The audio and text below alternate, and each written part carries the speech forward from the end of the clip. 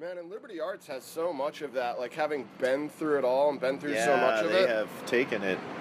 In a lot of different ways. All right, well, we're just in the middle of a conversation already, naturally. This is my dear friend, Chris Vitiello. I'm Aaron Mandel. Chris is a brilliant writer for The Independent and a brilliant curator, and God, I don't even think I could give you a whole resume, dude. I think we have these things in common. Right. You know? We love to chat. We've been chatting at Cocoa Cinnamon for the last several weeks. We decided, why not tape it? Our dear friend Josh Hardt is behind the camera. You can't see him. He's yes, that's him, a Chicago guy. So this is a pilot of some sort. Yeah. We're setting our sights on the city. But frankly, we're just having a good conversation about a town we love and we both care about. And some coffee at the wonderful Cocoa Cinnamon, naturally. But yeah, I mean, Liberty Arts, right? Right in the middle of this whole issue with the Foundry and the teardown that's only 2 blocks from here. Yeah, sure. And I mean, I know that that Liberty Arts has been, there's sort of multiple players in this. There's Liberty Arts. There are the East-West developers who are going to build that glorious, homogeneous box of luxury condos that none of us will be able homogeneous. to afford. Well, glorious, lowercase g, homogeneous, all caps. Right. Yeah. So them and then the city, which it seems that on alternating days is turning over and offering its behind to development and turning around and trying to establish what the city has been and is. So it's weird. It's a strange scene, and it's unfolding and changing. So I'm not even up to date on. Yeah, exactly. We were both just looking at each other, going, "Wait, what is the Durham News saying about all of this?" And I think the multiple players scenario is pretty common in Durham. It's like part of our 2.5 degrees of separation. Like when I think of the Liberty Arts people, and I mean back when they were doing Third Friday at the Clarion, we used to do their posters. Katie Childs used to do all their graphic design. But there are also multiple players in the Liberty Arts circle, like you're saying about Mike Waller and the people who've been down in that building. And I know that, like some of their board members are also Preservation Durham members. And also on the board of Preservation Durham, some of them. And it's part of this whole Durham thing where, I mean, we talked about this last week. There's no resisting change. It's not like there's going to be no change. That's a kind of facetious position to take. But to understand the change and who's in the change and how the change plays out. I mean, why is the city, I've heard multiple people say the city was at this point for so long where we were desperate we would say yes to any developer. Yeah. But that should no longer be the case, right? So why are we still turning tail and taking it, like that? And who is doing it, Yeah, it's kind of pretty opaque, The city, when you say the city, you're talking about this distributed organization with lots of nooks and crannies, and it's one of those cases where every time you step up to the window, there's a different person manning the window. That's a perfect way to put it. Every time you step up to the window, there's a different person manning the window. I wouldn't even know who to talk to per se if I wanted to advocate. Yeah. Is it Tom Bonifield? Is it one of your city council people? I mean, we see a lot of the city council people. I mean, we see a lot of Mike Woodward, showing up at arts events and stuff, but I mean, is that who a citizen who's worried about housing or development or, and we're sitting here on election day on top of it all, right? Yes. I voted. I have not yet voted, but I will be out there voting at some point. Although I moved 3 times in the last 12 weeks, so I'm not even sure if I'm about to get in trouble with federal authorities for just going and voting in where I used to live precinct, because I couldn't stabilize my address. If this is going to be used in a court against me, I'd like to say I haven't voted yet. But I think it's kind of part of the flux that's going on in Durham. It's like this idea of the lines of authority are unclear. I mean, the same Durham News is talking about how, the city wants to get really behind protecting cyclists, but it sure didn't seem like a stance that was going on 6 months or 6 weeks ago, until people died, unfortunately. And well, I don't know. I mean, it seems like there have been some traffic calming efforts throughout central Durham, not even just in downtown, but into Trinity Park and Northgate Park. I got a speed hump put in Northgate on a Northgate Park street a long time ago. Yeah, it only took like 3 years. Who just started out contacting, right? Yeah, 3 years. No, it was. I don't even remember the process. It was. There's a legend about a friend of mine in Forest Hills who is supposedly the reason a speed bump got put in. Like, she didn't get the speed bump put in, but she got the speed bump put in because she was always whipping around, I guess it's right around Forest Hills Park in her Volvo with her kids, and her neighbors were always running late. Yeah, right, exactly. Yeah. No, I mean, there's a process. There's a form you fill out. You have to get 75% of the signatures of the property owners on the block that you want the speed hump placed. Huh. So at least there's a process in place. Yeah. I mean, and that process is an old process. That's more than a decade old, I think. So.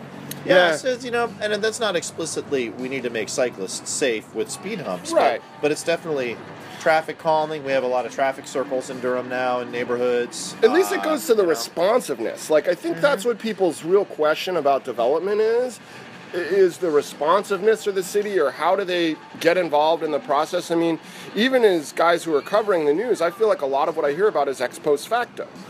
Someone says, okay, well, the Liberty Warehouse is getting torn down, and they're having a meeting about it getting torn down. Not about whether or not it's getting torn down, but that it is getting torn down, and what bits of it are we going to save? Or, I'm looking up at the street here where the Blue Note Grill is going to go, and where, I guess, Tyler's is putting in their distillery, and, those all seem like good things for the local area, but again, things that they were a done deal by the time I ever heard about. Yeah, that's true. We read about them, Right. On the Clarion Content, in the Indy Weekly, or the Durham News. Somewhere you read about it, but the sense that, I think even the what they're doing to the building that used to be the Mutual Bank next to Organic Transit, that's becoming the Durham Hotel, and we hear Andrea Leisling from the Lantern's going to put the restaurant on the bottom floor. Again, that was like, oh wow, yeah, I know, right? More good Durham eats. But that was all like, I heard about it afterward. Yeah. And I had insider sources, I felt like, so it was the only reason I heard about it before construction was even broken. And I wonder about that dissemination of information. I know the city has a YouTube channel these days where you could watch city meetings, but I guess that's some of what we're trying to do is just stir the debate. We're not thinking we have all the answers. Sure. And and the other side of it is interesting because it's like, what would premeditated development really look like? I know, right? Kerry? I hope not, but, It could be...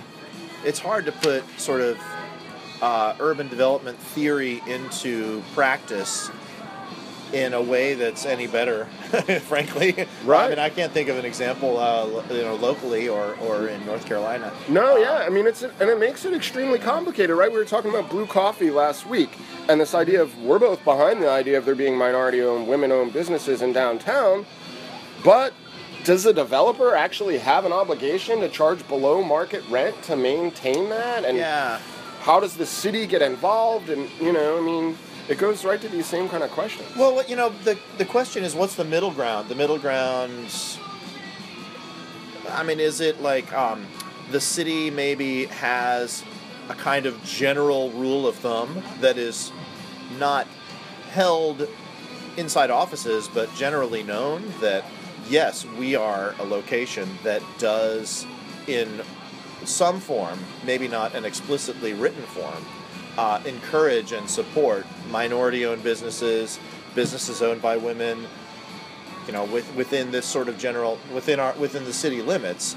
And how we go about that is maybe we have development grants for certain aimed at certain types of applicants. And we I know that in times in the past we've had such things. Right. And frankly, they might still exist now, but Blue Coffee's out there saying to Kickstarter, please give us $35,000 so we can move around the corner. And it just is, it's a very confusing issue to me. I think you're right that there's got to be some way to have the dialogue be ongoing before the decision-making process has gone too far.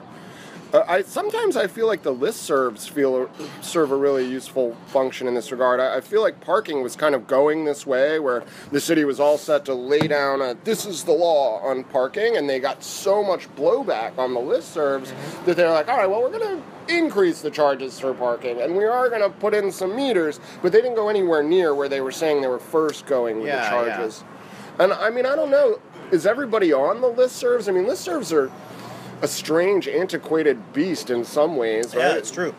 I mean, social networking was supposed to replace all the listservs, right? Right. Yeah. I get way more out of the listservs than I ever get out of Facebook. Personally, I hate the listservs because the noise on them, where the lost cat equals 20 emails. Yeah, or it just. Yeah. I turn into a bit of a smartass and say. Turn into? Let out, perhaps? I don't know. I live in Northgate Park. I'm not on the Northgate Park listserv because I mouthed off about the pointlessness of some of the dialogue. Yeah, I mean, it does happen. I mean, and I see stuff that sounds out and out like, fear-mongering on the listservs at times, like, saw a black man on a bicycle riding through my neighborhood. Eek! Raise the alarm. Yeah, raise the alarm because they might be looking through our sheds. And I think some of that is pretty ludicrous, but yeah, I mean, just to circle back to this whole sense of how do we raise the dialogue? How does the dialogue come up? I mean, I do think, the listserv is better than Craigslist in a lot of ways, because at least it's not anonymous, at least I'm like, oh, I'm going by this person's house that I know, or this babysitter was recommended, or this plumber, or whomever, but I don't know if does it really function as dialogue. There is a lot of shouting on the listservs. Well, the advantage you get with a listserv over social networking is that it's so localized. I mean, It's like I don't know every person in my whole neighborhood. But we all have common interests for sure, and we all, because we're in this common geographical area, I mean, I know my friend Bonnie up there, and I know the people immediately around me, and a couple people up here and over there. And if somebody knows Bonnie, then you feel like, oh, well, at least, like we're always saying, our 2.5 degrees of separation, at least somebody I trust says they're trustworthy. Mm-hmm. So getting the word out in that highly localized area, it's just a high percentage shot, right? A high percentage communication. So that's the advantage you get. Yeah, it still turns into a shouting match though when people start talking politics, or trying to deal with development. It's a sticky wicket. I mean, I'm not saying like I have some kind of magic bullet solution. I always think of that Churchill quote about democracy is the worst form of government except for all the other forms of government we tried before it. Right. But at the same time, in a city with such high civic participation, or seemingly high civic participation, how is it that things keep sneaking up on us and being like done deals before we get involved, Yeah, exactly. Right. I mean, suddenly there's all this cash available, and all the people who either lucked into owning a building or were prescient enough to buy something cheap a long time ago are suddenly looking at a big payday, big windfall for a building, and it's hard to resist that. I mean, I find myself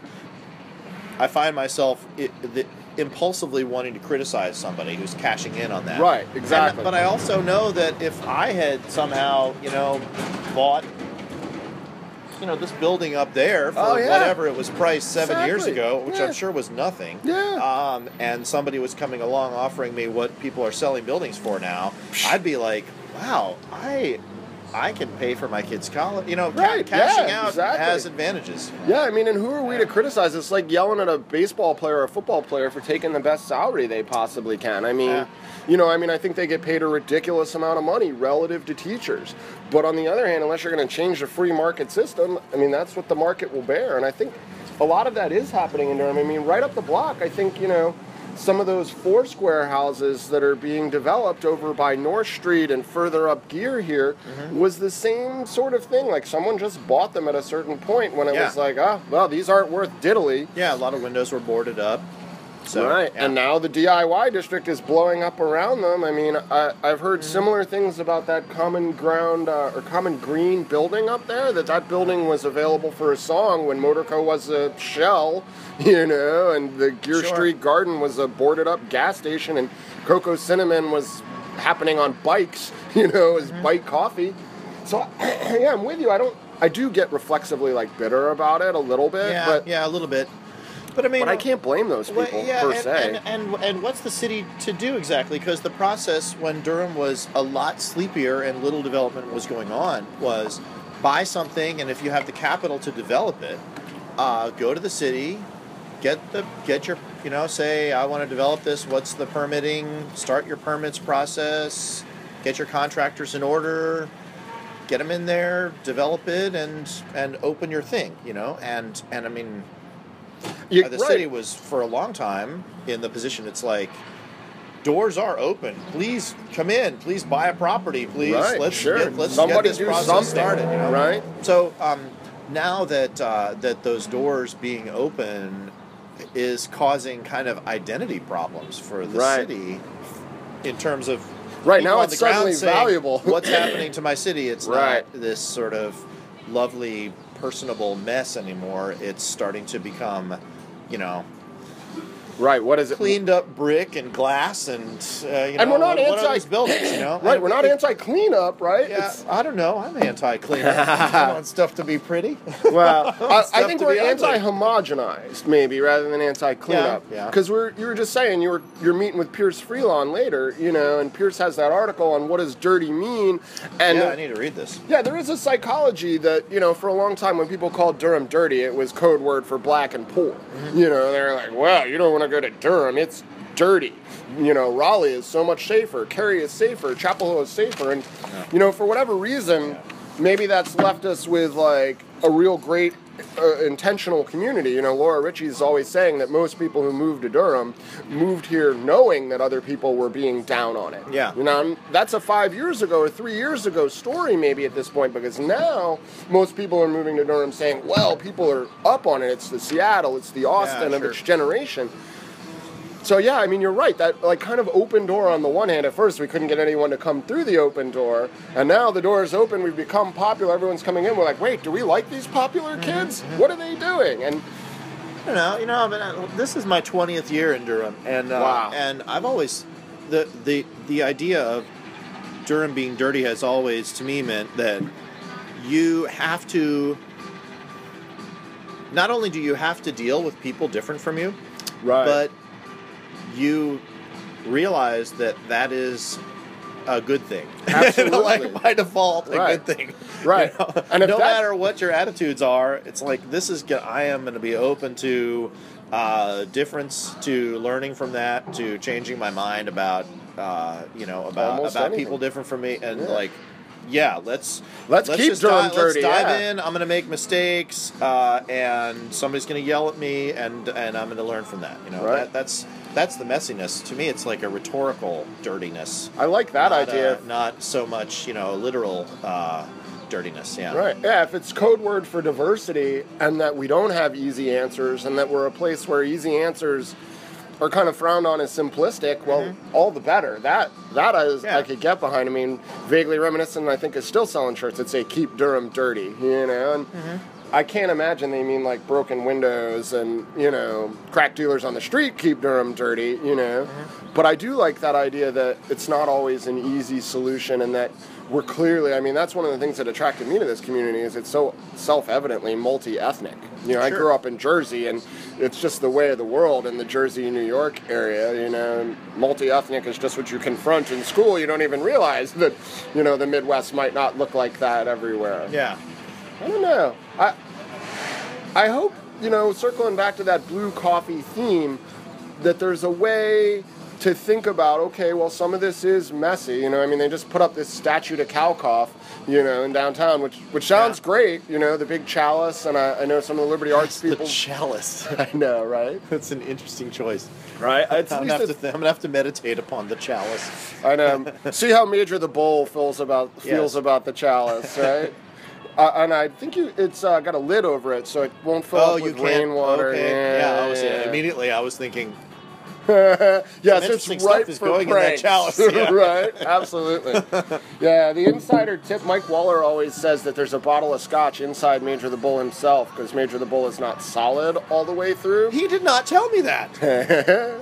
Ask him. I've got it on the record for the Clarion content. Well, Mike and I did an interview recently at the Bull. He's like, really? "Where you want to meet?" I'm like, "Let's meet at the Bull." That's a great idea. It's kind of a perfect interview in a way because it was raining. All the construction is going on there at the 21C Hotel, so it was noisy. There were workmen, leaning against the Bull, eating lunch. So it was chaos. Right. And truly, we got seriously rained on. Like a notebook was ruined in this. But yeah, we went all around it, and we're like, finding the seams and really talking about the technical execution of making this bull. And he never mentioned that there was a bottle of scotch on the inside. Yeah, you're gonna have to get him on that one. Well, he knows me well enough that I would be out there with cutting it open. How can we There's a bottle of scotch in here? Wedge this thing open, right? Yeah, I don't know. I mean, and I love the idea of statuary around town. I'm in favor of more public art, and even if it's a chalice commemorating Bill Kalkoff, all right, it's public art, and it's a psychology that says we're behind public art. Sure.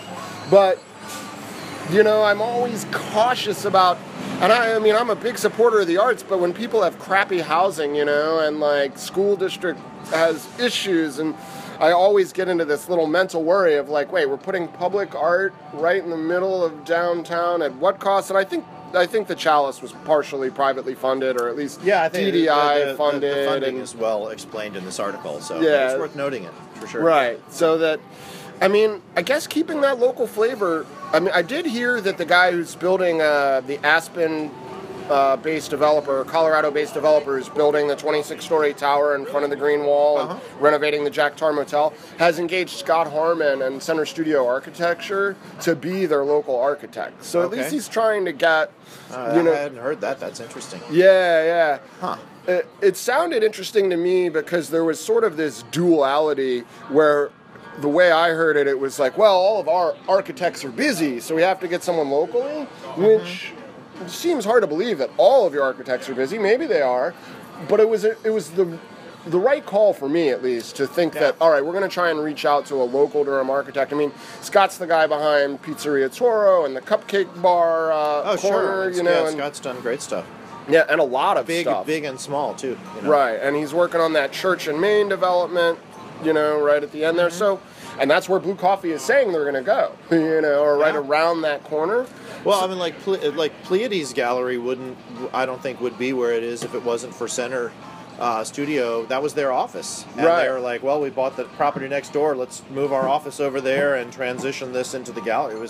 It wasn't an outright gift, but it was definitely a sort of the relationship between this architecture studio and the gallery was a gift. I love Pleiades upstairs too. I just snuck up there the other day.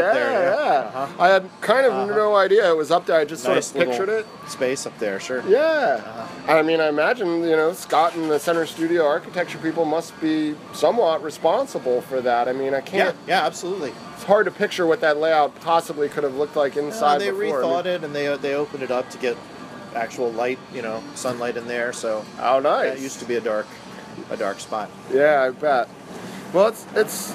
Well, something that's interesting about public art and that city center development, and I haven't had the chance to verify this, but somebody told me at the Loaded Objects show, they told me that green wall, the paint, that awful wonderful green paint, was paid for by the city. It was public art money. Technically, the green wall is a mural. Is a publicly funded mural. Sure, of course. Which is hilarious. The worst mural of all time. Right, perhaps. Given all the things that occurred there, right? They couldn't put something about Woolworth. They just said blank. Whatever. But symbolic too. Right. Because how many people say that they hate the green wall? Everybody hates it, but they also love it. They're like, oh, what a shame, we're going to lose the green wall. And that was before, Curran and what's his name painted on it. That was before the mural people had this emotional connection to the green wall and this. identity. I do wonder about that whole, is there going to be some crisis of identity when there's a 20-something story building sitting right there? I keep imagining it. I keep, like, when I'm driving into Durham, looking up at the Hill building and thinking, what's it going to be like to have something almost twice as tall? Oh, the conceptual drawings are crazy. Next to it. But, I mean, you can imagine it. You can just, like, cut and paste a building on it. But, I mean, it's going to cast this massive shadow across downtown. How about a literal shadow, Paris right? Street is going to be in half darkness from 3 p.m. on. Every day now. Right. When this building goes up, it's just going to be like, bam.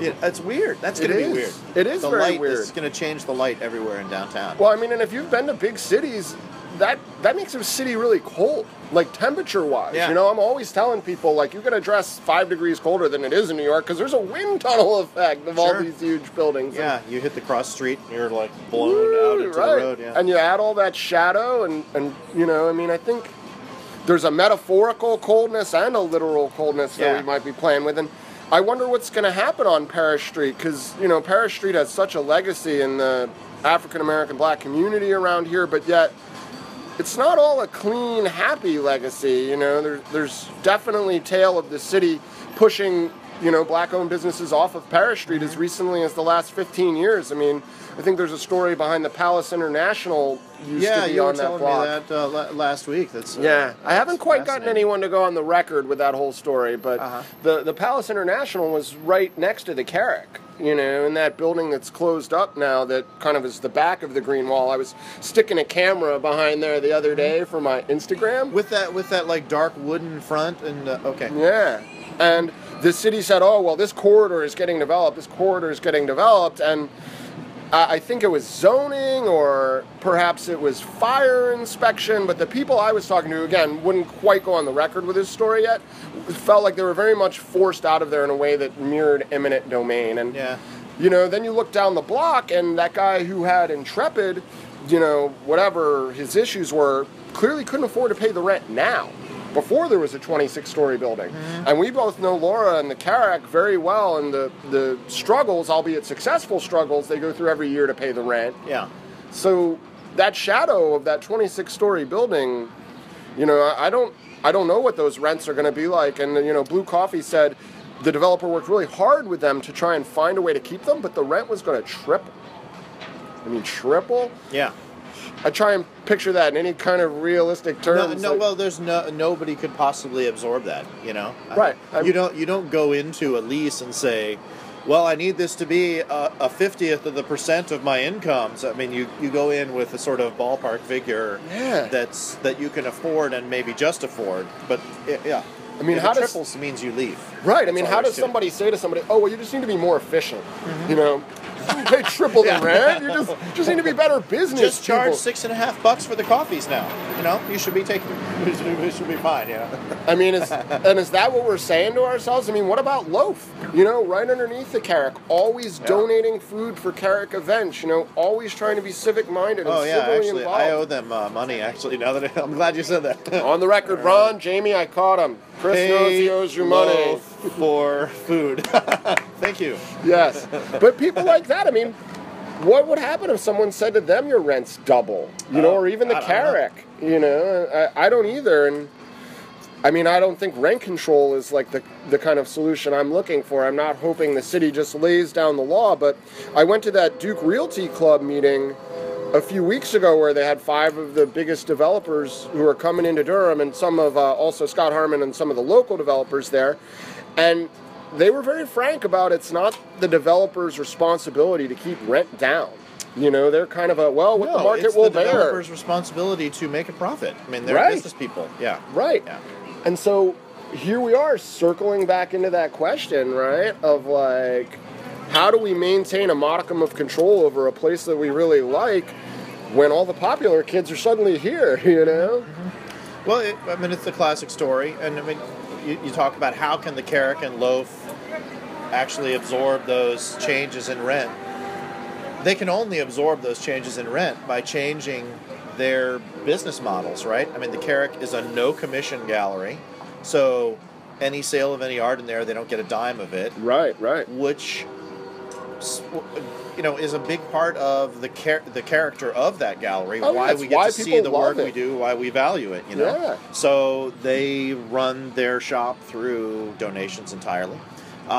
They would have to change that. That would change the character of the work that you'd see on the walls and the types of events that would happen in there. They do stuff that isn't for sale. I plan events in there for free because it's a free space. I don't have to pay for it, so I don't have to charge people to come to an event. But if I suddenly had to start charging, paying $100 to rent the thing at night, which, Laura probably should be charging us to have a reading there or have a some type of musical thing there.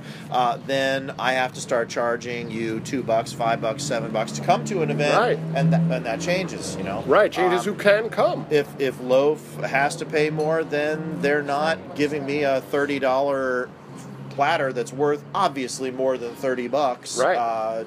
For an event at the Carrot. So that's where the identity changes. That's where the identity changes for all of our places. Yeah, I mean, I think of Loaf as one of the few places you can more still money eat through it, and that's that dirtiness. It's like, I know a guy who will do this for almost no cash for us because he wants these types of things to be happening in our city. Right. Yeah. And that's part of the affinity I think a lot of us have for Durham. I mean, I know people bust balls about being from Jersey, but that's sort of the Jersey ethic. Like, hey, I know this guy. You don't have to pay full bust-out price with this guy because he cares about what you're doing. And Durham has always kind of had that, like... Yeah. Yes. Some stuff fell off the back of a truck. You can get it for half wholesale. Right. That type of I mean, we don't want to encourage graft, but the idea that like Laura finds a way at the Carrack graft to be is such a dirty word, Aaron. It's working together, like finding a way to make it cheaper. Cooperation. Exactly. It's pronounced cooperation. I'm in favor of cooperative efforts, especially for the arts and for low-income housing, and I guess. I don't know, is there a way to think about maybe public-private partnerships? Like, say Laura did charge $100 every time the Carrack was going to have spoken word poetry or something beyond an exhibit that was different, a film screening or whatever. Could she get, I don't know, Glaxo or Cree or someone of that scale, or DDI, to say, well, we're going to back the whole series of Carrack events this year. What's that, a $5,000 donation? Yeah. We'll pay everybody's $100 fee. That's 50 weeks a year. Well, and the third player in this is Duke. Right. And to a lesser extent, NC Central, universities, which are they aren't governmental bodies, they aren't public bodies, they're these different entities, and certainly they could be underwriting certain events or a series. There's plenty of conversation between Duke and all sorts of art spaces in the city right now about we want to be able to do events off campus. We want to grow an audience off campus. We realize that there's stuff going on off campus that we want our students to be connected to because it's great educational opportunities. How do we build this partnership? And I think Duke, as a whole, has trouble figuring that stuff out because they feel very hesitant about somebody who doesn't have a real academic stamp of approval. Sure. But there are certainly opportunities there for university public partnerships as well to underwrite a series at this gallery or that gallery or in that space. Yeah. And I think some of that's happening. I know it wouldn't take. The thing is, it wouldn't take a lot of cash. It wouldn't be one of these things where we need to launch a $150,000 partnership over the next 2 years. You're talking about like 6 events in the fall, putting $100 under each of them would actually go a tremendously long ways. This is your micro loan. Exactly. Microfinance was exactly the word I was thinking of. And I guess that may be part of the difficulty for Duke and Central. They seem to be doing fairly well at the macro. I think Full Frame, Center for Doc Studies, a lot of those things, the Duke backing is essential. Even that 23-story tower, or however many, I keep naming different numbers of stories. So who knows how tall it is? It's 20-something stories tall. Even that, Duke agreed that they were going to rent 50,000 square feet of space was part of closing that deal.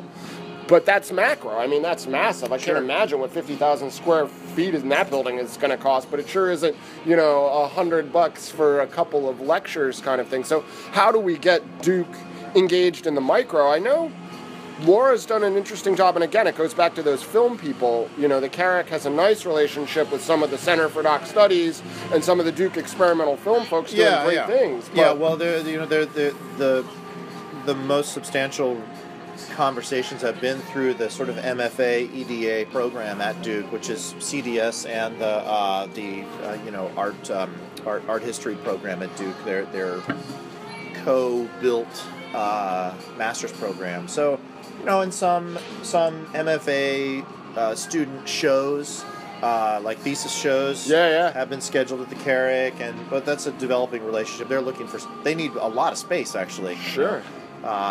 Every spring. They hadn't anticipated what our whole graduating class needs to sort of have shows in the spring. Right. It was a weird, Right. Well, yeah. That's what you do. One of the most powerful shows I saw connected with that was called Inevitable Development, which was about a city in China that was facing some of Durham's problems about, long history of being industrialized, but suddenly popular. And how do you deal with populations with different needs? I like the idea of maybe something along the lines. I know the police have like a civilian review board, and I know there's a lot of different things where it's possible for civilians, or citizens, I guess would be a nicer way to put it. Okay, civilians. I know, right? Yeah. See, the cops are right away with an us and them, civilians and police, right? Aren't you all citizens? Mm-hmm. But maybe something along that same lines for the arts. I understand there's a master plan for the downtown arts development, which runs all the way... cultural master plan? Yeah. Sure. There's envisioning that all the way from the new ballpark to basically at least where we're sitting or past it. Yeah, what's the name of that plan?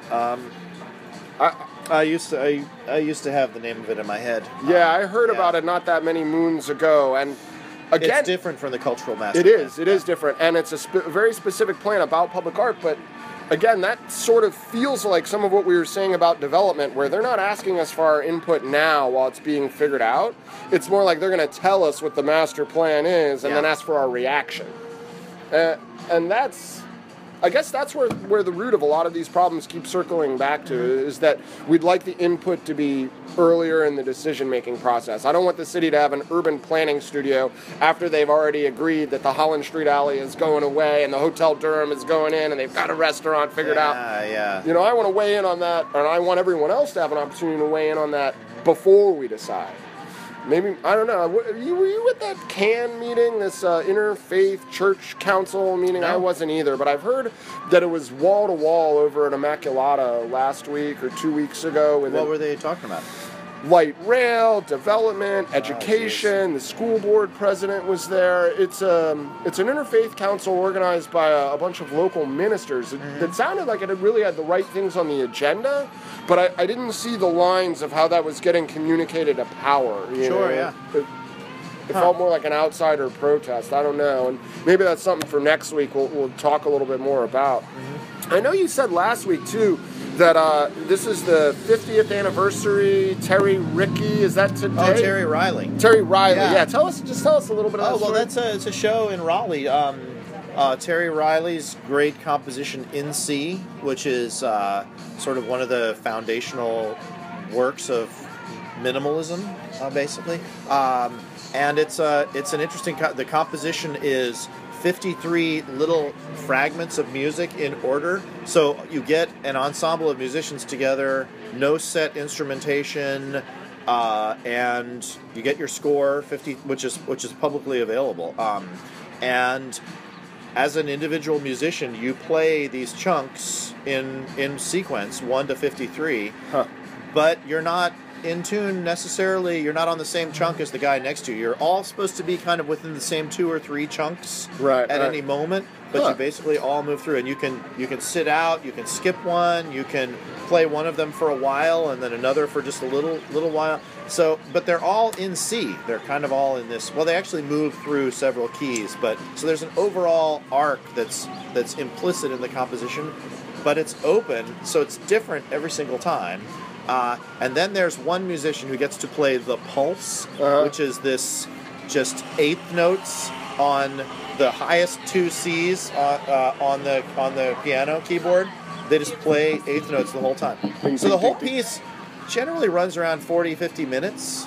although some recordings are real short and some recordings are, like a day long. Right. It's been recorded so many times, so many different ensembles. It's a wonderful piece, and today is the 50th anniversary of its debut in San Francisco, which was a big deal. I mean, it was not one of these things that kind of went unrecognized. It was something that jolted people. This was an emergent music. So tonight at King's, a bunch of musicians are getting together to play it. Cool. Yeah. I think we do this a lot where we talk about art and then we think about how those metaphors sort of circle back to some of the other stuff we're talking about. I love the idea of that almost feels like Durham's dirtiness, right? It's 53 separate pieces. You don't have to play your piece in the same way, at the same tempo, the same time. You can skip one, But yet the amalgam is what's really special. If one person was just playing all 53 pieces, what would it be? But when you get Yeah, it's this jumble of voices. I mean, I was talking to David Menestris, who's the leader of Poly Orchard. I was talking with him about it. He's the organizer of this particular manifestation of In the Sea, and I mean that was the beauty. He's like, you don't know exactly where you are going to have your epiphany in the performance, but it does always happen. And it's always fantastic. So, I love that as a metaphor for Durham. Like, we don't know exactly where the epiphany is going to be. We don't know exactly what the solution set is, but we know that if we get people who care involved and more people who care involved and more input for the people who care earlier in the process, I mean, we've got a really great self-built thing here, it feels like, And there's a good show. If you missed this show in Raleigh, we need that because this isn't going to come up Sunday that afternoon. fast. There's a great show at Baldwin Auditorium. It's a free show. Cool. 4 in the afternoon. Another great minimalist composer, Steve Reich, his double sextet, and then Stephen Jaffe, who teaches at Duke. Yeah, I've heard that name. Is debuting a piece in that show as well. I'm really excited about this. Fantastic. And that's this Sunday? Sunday the 9th. Sunday the 9th, 4 o'clock, Baldwin Auditorium, Brilliant. Duke's East Campus. Free show. Highly unlikely that we'll have this up in time for you to see tonight's Tuesday show. Yeah, but probably. the Sunday show, hopefully you'll get to see. Show, yeah. Chris, it's a pleasure, man. I love these conversations. Excellent to talk, Aaron. Yeah, I guess we'll do it again in a week or 2 weeks. We're going to call it Sights on the City for now. We're setting our sights on the city. We're happy to have this conversation. I like it. Good branding, Aaron.